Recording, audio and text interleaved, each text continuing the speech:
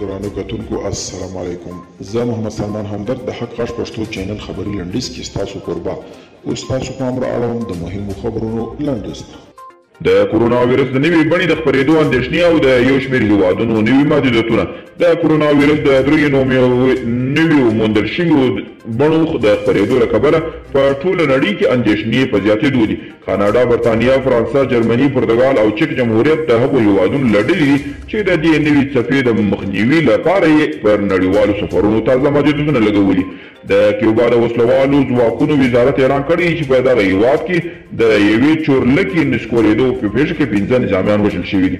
دا چورلکه له هولګین ولایت نه راووتې وه خو ګوانتانامو ته نږدې سقوط کړی او پکې سپاره ټول کسان وژل شوي دي.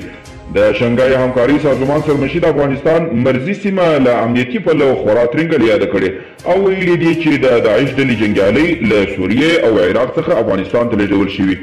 اناتولي اژانس د ولادیمیر نوروف له قوله ویلي افغانستان د شنګای همکاري سازمان ته پر یو ستر ګواښ بدل شوی دی او د مسکو یوې محکمې د اپوزیسیون د زنداني شوي مشر الکسي ناوالني ورور اولوګ ناوالني او ګڼ نور متحدان د 2 میاشتو لپاره په کورونو کې نظربند کړل.